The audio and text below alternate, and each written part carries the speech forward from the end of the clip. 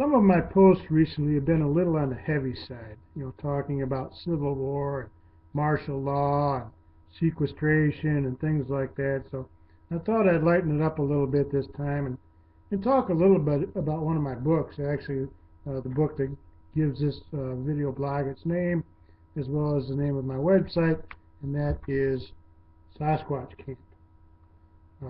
True to its name, it does have Sasquatch in the book. It's a novel.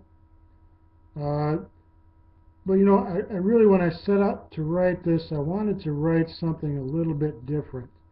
A lot of the Bigfoot fiction, if you will, is kind of the same and not very good. You get the standard thing of, Bigfoot as vicious monster that's going to come and take your baby, or another standard line is you got some drunk-ass hunters out there, which I find a little bit insulting to start with, and they come upon a Bigfoot and they shoot it and wound it or something, and the Bigfoot comes back with his Bigfoot friends and terrorize the hunters, or Bigfoots in general terrorize a town.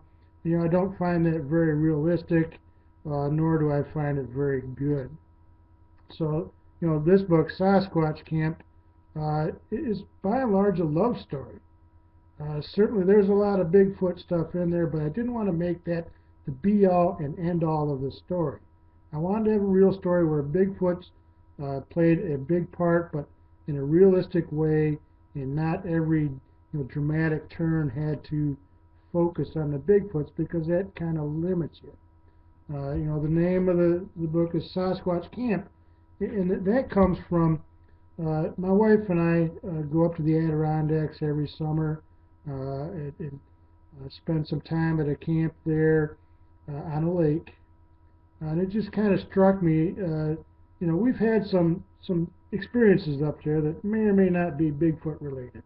I'm not sure. I haven't seen them, so I hate to say it for certain, but we think it's possible. If you go to my website, sasquatchcamp.com, you can listen to sounds we recorded. Decide for yourself. But the notion kind of struck me.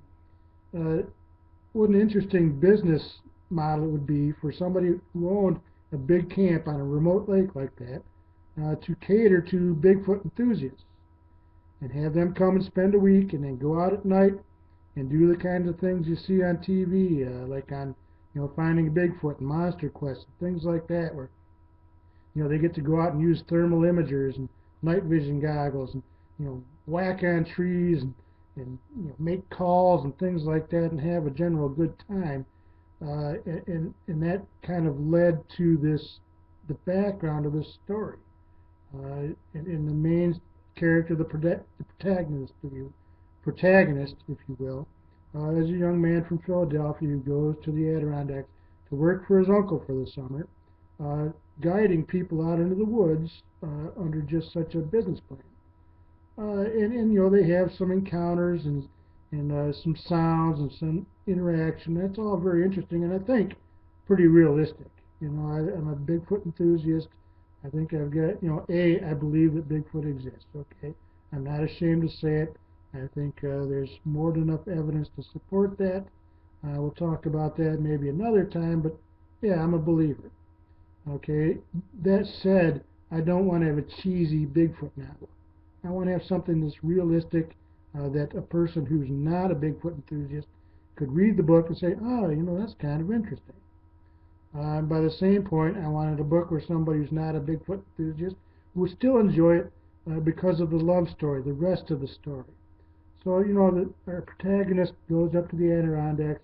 Of course, he falls in love, because what's a good story? What's a good love story without something like that? So he falls in love with a local girl, and things go from there. I don't want to give any spoilers away, because I think there's kind of a unique ending here, and if I say too much, I'll kind of give it away ahead of time, and I don't want to. But again, if you're a man, this is a love story written from a man's point of view. I think you'll enjoy it. And it's got some Bigfoot stuff thrown in there to make you enjoy it even more. It's got woodsy, outdoor, Adirondack type stuff that you're going to enjoy. But when you're done with it, you can give it to your wife, and she's going to love it too. I tell you what, it's going to make her cry.